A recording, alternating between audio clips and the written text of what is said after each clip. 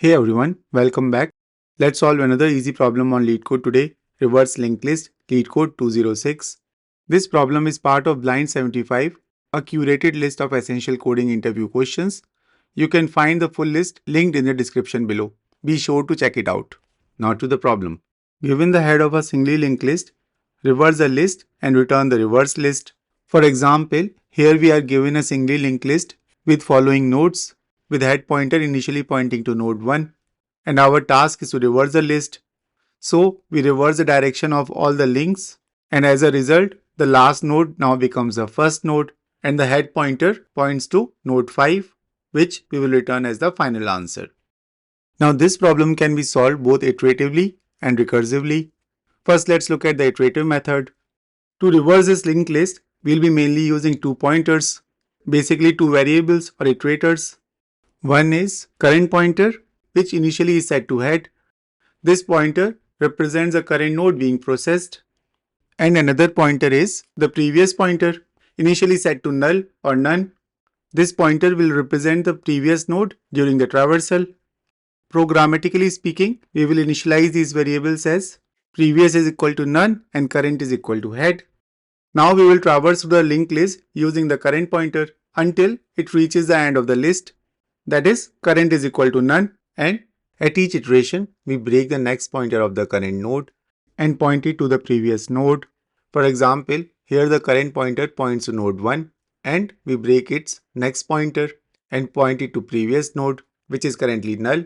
But if we do that, we will lose the access to the rest of the list, which we don't want, right?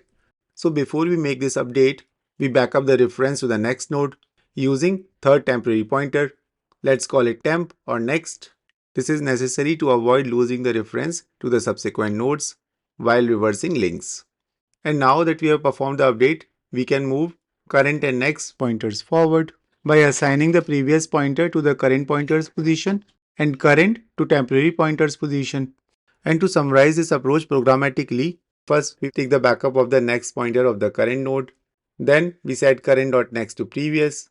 And once we have made the update, we will move both the pointers forward. So we will set previous to current and current to next and continue with the iteration. And after this iteration, we can see that there are two parts of the list, the resulting list on the left and the remaining list on the right. The resulting list is being formed with the tail node 1 now pointing to null, which is exactly how we want it in the final reverse list. Meanwhile, the remaining part of the original list starts from node 2 and we continue to integrate it into the reverse list. Now continuing further with the iteration, we again take a backup of the reference to the next node, which is node 3, using the temporary pointer and break the current node's next link by pointing it to previous. And then after the update, we move both previous and current pointers forward so that previous now points to the current node's position and current moves to the temporary pointer's position. Now previous pointer points to node 2 and current points to node 3. In the next iteration, again we take the backup of the reference to the next pointer, which is node 4, using the temporary pointer and break the current node's next link by pointing it to previous and then move both previous and current pointers forward so that previous now points to the current node's position and current moves to the temporary pointer's position. And now they are pointing to nodes 3 and 4 respectively. And in the next iteration, again we take the backup of the reference to the next pointer, which is node 5, using the temp pointer and break the current node's next link by pointing it to previous and then move both previous and current pointers forward so that previous now points to the current node's position and current moves to the temporary pointer's position. Now previous points to node 4 and current to node 5. Now continuing further with the iteration, again we take the backup of the reference to the next pointer using the temporary pointer, which this time points to nothing, aka null, and then we break the current node's next link by pointing it to previous and then move both previous and current pointers forward so that previous now points to the current node's position and current moves to the temporary pointer's position. At this point, current is pointing to nothing, that is, current is equal to null, indicating that there are no more nodes left to reverse. So all the nodes have been successfully reversed and the previous pointer now points to the new head of the reverse list, which we will return as the final answer. The time complexity of this approach is O of n, where n is number of nodes in a linked list, because each node in a linked list is processed only once by the current pointer and the space complexity will be O of 1 because we are mainly using 2 pointers, current and previous. We already walked through the Python code during the dry run, and here is the equivalent Java code. Additionally, all the code snippets are available in the link provided in the description below. The iterative solution is typically sufficient to solve this problem as it is both simple and efficient, and we can reuse this utility in other linked list related methods. However, in the interviews, interviewers might specifically ask for a recursive solution in order to test your understanding of recursion and your ability to transform iterative logic to recursive one. And one of the simplest way to achieve the recursive solution will be by using 2 pointers again, previous and current. Initially, previous is pointing to nothing, that is, previous is equal to null, and current points to node 1. This is similar to the iterative version. The main difference is instead of using a while loop, we repeatedly call a recursive helper function. And again, similar to iterative approach, we will first take a backup of the reference to the next node in the temporary pointer to avoid losing the rest of the list. And then we break the current node's next link by pointing it to previous. And now, instead of iteratively moving the previous and current pointers forward, in the recursive method, we will pass the current as a new previous and next as a new current and continue with this process until we hit the base case when current is equal to null. At this point, the recursion ends and we return the previous pointer, which points to the new head of the reverse list. Now the time complexity of this approach still stays O of n because we are processing each node only once, but the space complexity now becomes O of n due to the recursive call stack, which uses memory equivalent to the depth of the recursion. And here we use 2 pointers, but we can also achieve the same result with just 1 pointer by leveraging stack unwinding during recursion. This way, we don't have to explicitly maintain the previous pointer. So here, instead of passing 2 pointers, we will just use the head pointer to track the current node during the recursion. And initially, it points to node 1.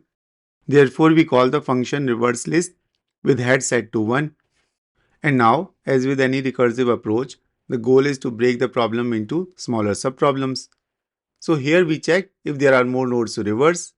And since the answer is yes, we move the head pointer to node 2 and go deeper into recursion and continue this process recursively until we reach the base case, which is when either the list is empty, that is, we got a null list or empty list to begin with, or the list has only one node remaining, that is, head.next is equal to null. In that case, we will return the head node itself as a new head because we are at the end of the list and we know that this node pointed by the head pointer will serve as the head of the reverse list. But we are not done yet because the list has not yet been reversed, and this is where the magic of stack unwinding comes into play. As we unwind the stack, we come back to the point where the head pointer was at node 4 and it receives a new head as 5 from the previous function call as the head of the reverse list. At this point, we need to reverse the link between node 4 and 5. That is, we want to set the next pointer of node 5 to point back to node 4. And the way we can achieve this is by taking head.next.next and assigning head to it because head.next is 5 and we need to set 5.next to 4, which is current head. So this sets the next pointer of 5 to point back to node 4, effectively reversing the link between them. But we are not yet done here as now we have a cycle in this list here because node 5 points to node 4 and node 4 still points to node 5. So to fix this, we should break this link. That is, we should set head.next to null. So now the next link of node 5 is pointing to node 4, completing the reversal for this pair. At this point, we are finished with this level of recursion and we will return the new head, which is the pointer to node 5. And note that this new head will bubble up through all the recursive calls until we reach the topmost function call. Now continuing further, stack will again unwind. And at this point, head pointer was pointing to node 3. And again we repeat the same process where we will set head.next.next, that is force next pointer to current head and break the next pointer from head pointing to 4 to avoid cycle and again unwind the stack.